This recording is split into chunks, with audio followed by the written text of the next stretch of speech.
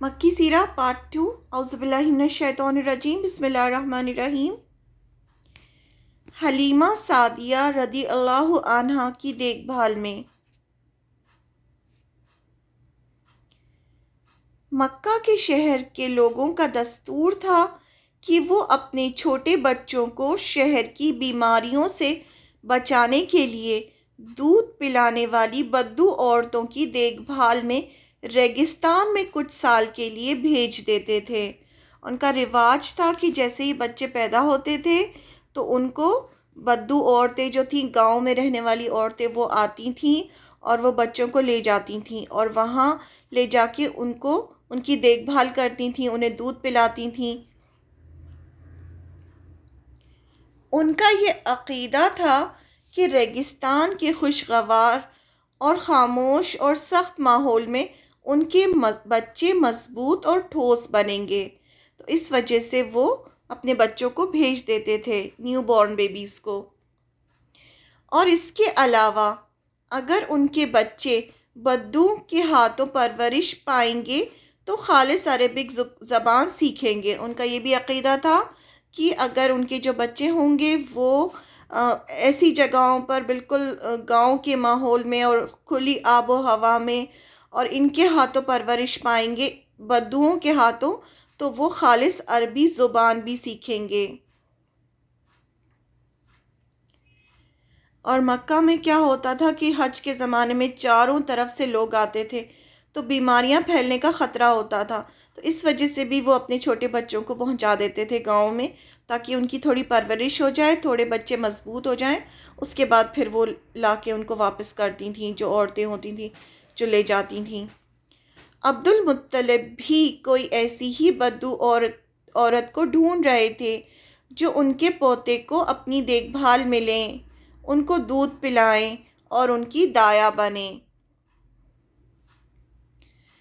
رسول اللہ صلی اللہ علیہ وسلم نے عربی بنو سعد سے سیکھی زبان کا ذکر بھی کیا کہ میں تم سب میں سب سے زیادہ فصیح اللسان ہوں۔ آپ صلی اللہ علیہ وسلم نے بعد میں اس کے بارے میں بھی فرمایا تھا، فصیح اللسان یعنی جس کی زبان جو ہے بہت زیادہ اچھی ہو، فصیح ہو۔ ادھر بنو سعد بن بکر بن حوازن کی کچھ عورتیں اسی مقصد سے مکہ آئیں۔ اب ایک قبیلہ تھا بنو سعد بن بکر بن حوازن، وہاں کی کچھ عورتیں جو تھیں مکہ آئیں بچوں کو لینے کے لیے۔ ان لوگوں کے سامنے آپ صلی اللہ علیہ وسلم کو پیش کیا گیا۔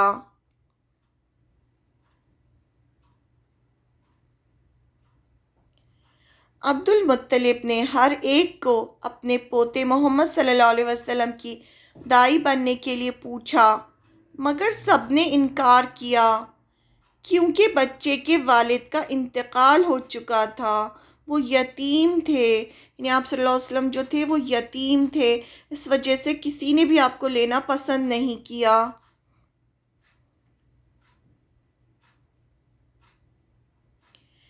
انہیں لگا کہ بنا باپ کے بچے کی دیکھ بھال کر کے انہیں کچھ بھی انعام نہیں ملے گا۔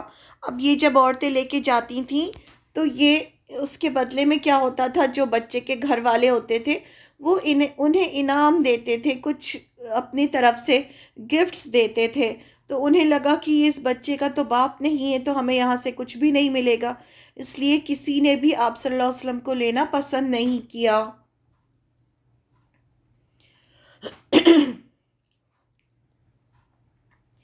حلیمہ بنت ابو ذؤیب بھی مکہ آئی ہوئی تھیں۔ اب یہ جو بنو حوازن کی جو عورتیں آئی تھیں ان میں حلیمہ سعدیہ بھی تھیں، جبکہ باقی ساری بدو عورتوں کو بچے مل چکے تھے لیکن انہیں نہیں ملا تھا۔ اب یہ آنے میں تھوڑا لیٹ ہو گئی تھیں تو باقی جتنی بھی عورتیں تھیں انہوں نے سب بچے لے لیے تھے اور ان کو کوئی بچہ نہیں ملا تھا۔ انہوں نے عبد المطلب کے ہاتھوں میں ننھا بچہ دیکھا اور ان پر رحم کیا جو دوسری عورتوں سے ٹھکرا دیے گئے تھے۔ اب ایک ہی بچہ بچا تھا، آپ صلی اللہ علیہ وسلم بچے تھے تو انہوں نے آپ صلی اللہ علیہ وسلم کو لے لیا۔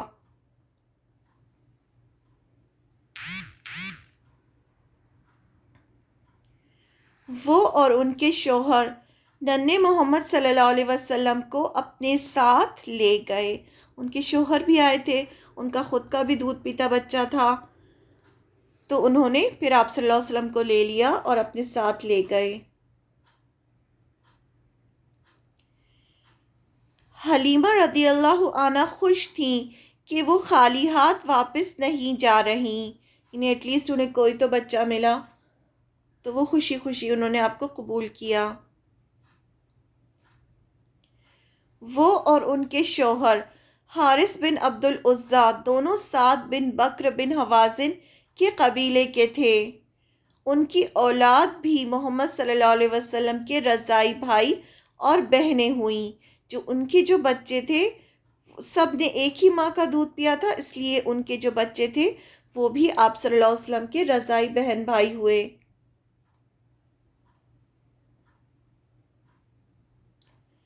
ان کے نام عبداللہ، انیسہ اور جدامہ تھا۔ جدامہ جنہیں شائمہ یا شیمہ کے نام سے جانا جاتا ہے، وہ بھی آپ صلی اللہ علیہ وسلم کو گود کھلایا کرتی تھیں اور یہ آپ کی رضاعی بہن تھیں۔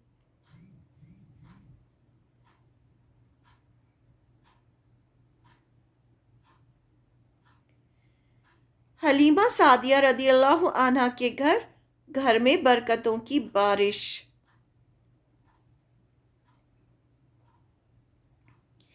ابن اسحاق کہتے ہیں کہ حضرت حلیمہ بیان کیا کرتی تھیں کہ وہ اپنے شوہر کے ساتھ اپنا ایک چھوٹا سا دودھ پیتا بچہ لے کر، اب وہ اپنی پوری سٹوری سنا رہی ہیں حضرت حلیمہ سعدیہ کہ وہ کس طرح سے مکہ آئیں اور آ کے انہوں نے آپ صلی اللہ علیہ وسلم کو لیا، تو وہ بیان کرتی تھیں کہ وہ اپنے شوہر کے ساتھ اپنا ایک چھوٹا سا دودھ پیتا بچہ لے کر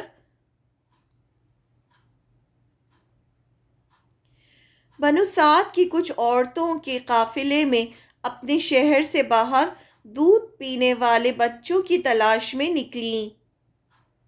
پورا قافلہ تھا جس میں یہ بھی شامل تھیں اور دوسری عورتیں بھی تھیں۔ یہ قحط سالی کے دن تھے اور قحط نے کچھ باقی نہ چھوڑا تھا، یعنی چاروں طرف جو تھا وہ قحط پڑا ہوا تھا، سوکھا پڑا ہوا تھا۔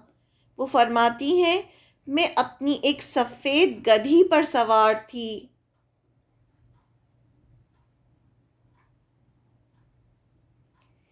لیکن باخدا اس سے ایک قطرہ دودھ نہ نکلتا تھا۔ ادھر بھوک سے بچہ اس قدر بلکتا تھا کہ ہم رات بھر سو نہیں پاتے تھے۔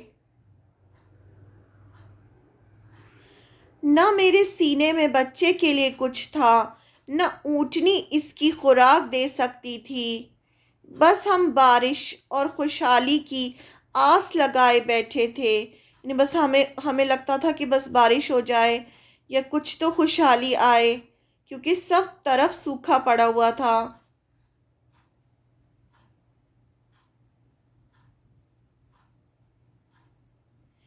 میں اپنی گدھی پر سوار ہو کر چلی تو وہ کمزور اور دبلے پن کے سبب اتنی سست رفتار نکلی کہ پورا قافلہ تنگ آ گیا، یعنی بالکل دھیرے دھیرے وہ سب سے پیچھے چل رہی تھی، ان کی جو گدھی تھی وہ۔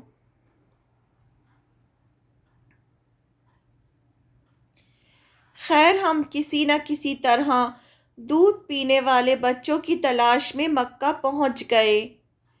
پھر ہم میں سے کوئی عورت ایسی نہیں تھی جس پر رسول اللہ صلی اللہ علیہ وسلم کو پیش نہ کیا گیا ہو، یعنی ساری عورتوں پہ آپ صلی اللہ علیہ وسلم کو پیش کیا گیا کہ ان کو لے لیں۔ مگر جب انہیں بتایا جاتا کہ رسول اللہ صلی اللہ علیہ وسلم یتیم ہے تو وہ رسول اللہ صلی اللہ علیہ وسلم کو لینے سے انکار کر دیتی،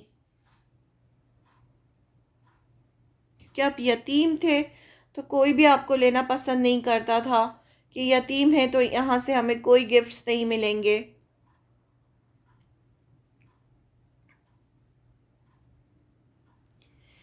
کیونکہ ہم بچے کے والد سے مدد کی امید رکھتے تھے، ہم کہتے کہ یہ تو یتیم ہے، بھلا اس کی بیوہ ماں اور اس کے دادا کیا دے سکتے ہیں؟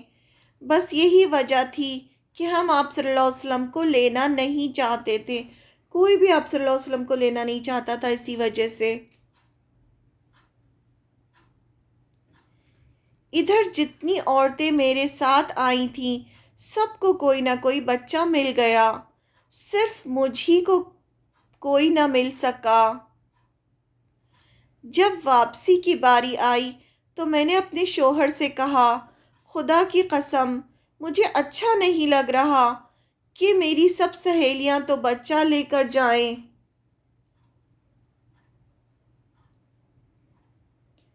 اور تنہا میں کوئی بچہ لیے بغیر واپس جاؤں۔ میں جا کر اسی یتیم بچے کو لے لیتی ہوں۔ شوہر نے کہا، کوئی حرج نہیں، ممکن ہے اللہ اسی میں ہمارے لیے برکت دے۔ یعنی ان کے شوہر بھی راضی ہو گئے کہ ہاں ٹھیک ہے وہی بچہ لے لو۔ اس کے بعد میں نے جا کر بچہ لے لیا اور محض اس بنا پر لے لیا کہ کوئی اور بچہ نہ مل سکا۔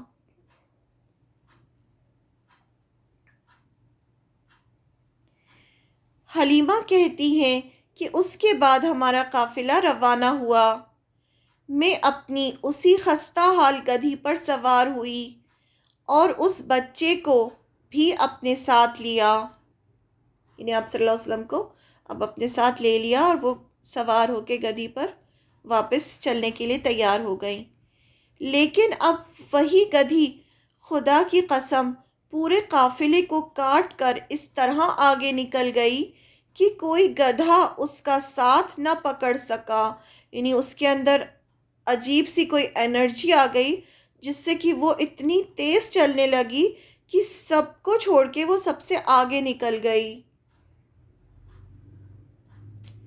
یہاں تک کہ میری سہیلیاں مجھ سے کہنے لگیں کہ او ابو ذؤیب کی بیٹی، ارے یہ کیا ہے، ذرا ہم پر مہربانی کر، آخر یہ تیری وہی گدھی تو ہے جس پر تو سوار ہو کر آئی تھی۔ یعنی جب آئی تھی تب تو بہت ہی گدھی جو تھی بہت دھیرے دھیرے، بہت سست، کیونکہ بہت کمزور تھی، ایسی چل رہی تھی۔ یعنی اب اس کو اچانک سے کیا ہو گیا؟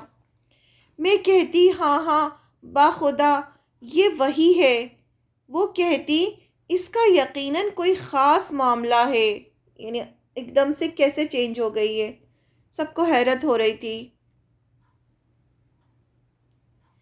پھر ہم بنو سعد میں اپنے گھروں کو آ گئے۔ یعنی اب سفر کر کے اب وہ واپس اپنے قبیلے پہنچ گئے، جو گاؤں جو تھا بنو سعد، جہاں پر بہت ہی فریش ایئر اور بہت سب کچھ تھا، لیکن چاروں طرف سوکھا پڑا ہوا تھا۔ مجھے معلوم نہیں کہ اللہ کی روئے زمین کا کوئی خطہ ہمارے علاقے سے زیادہ قحط زدہ تھا۔ یعنی اتنا زیادہ قحط پڑا ہوا تھا، ہر طرف صرف سوکھا ہی سوکھا تھا۔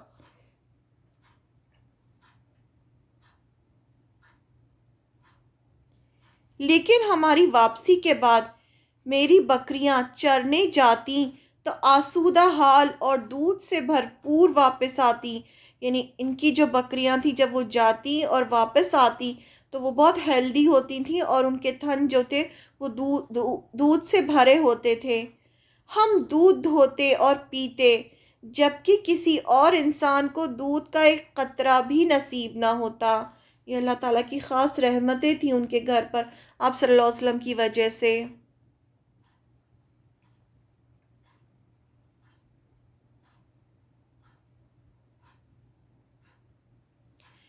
ان کے جانوروں کے تھنوں میں دودھ سرے سے رہتا ہی نہ تھا، یہاں تک کہ ہماری قوم کے شہری اپنے چرواہوں سے کہتے کہ جانور وہیں چرانے لے جایا کرو جہاں ابو ذؤیب کی بیٹی کے چرواہے لے جاتے ہیں۔ ابو ذؤیب کی بیٹی یعنی حلیمہ سعدیہ، ان کے والد کا نام ابو ذؤیب تھا، تو اسی لیے ابو ذؤیب کی بیٹی کے چرواہے جہاں لے جاتے ہیں سب لوگ کہتے ہیں کہ ان بکریوں کو بھی وہیں لے کر جاؤ۔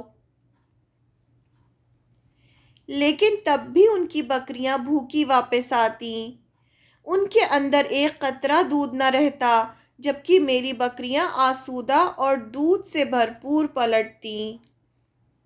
یہ سب اللہ کی رحمتیں تھیں۔ اس طرح ہم اللہ کی طرف سے مسلسل اضافے اور خیر کا مشاہدہ کر رہے تھے، یعنی ان کو محسوس ہو رہا تھا کہ یہ سب بچے کی وجہ سے ہو رہا ہے، یہ ان کو فیل ہو رہا تھا، یہاں تک کہ اس بچے کے 2 سال پورے ہو گئے اور ہم نے دودھ چھڑا دیا۔ 2 سال کے بعد دودھ چھڑانے کا حکم ہے، تو یہ پہلے بھی تھا، عرب جاہلیت سے چلا آ رہا تھا یہ، تو پھر انہوں نے 2 سال کے بعد دودھ چھڑا دیا۔ یہ بچہ دوسرے بچوں کے مقابلے میں اس طرح بڑھ رہا تھا کہ 2 سال پورے ہوتے ہوتے وہ مضبوط اور گٹھیلا ہو گیا، یعنی جو آپ صلی اللہ علیہ وسلم تھے، چھوٹے بچے تھے، آپ بہت ہیلدی تھے دوسرے بچوں کے مقابلے میں۔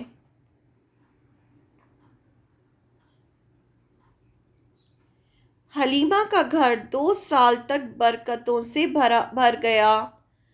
اب محمد صلی اللہ علیہ وسلم کو چھوڑنے کی باری آئی۔ اب یہ ہوتا تھا 2 سال کے بعد واپس والدہ کے پاس لے کے جاتے تھے اور واپس کر دیتے تھے بچے کو۔ حالانکہ آپ سوکھے میں پلے اور بڑے ہوئے، لیکن آپ مضبوط اور صحت مند بچے تھے۔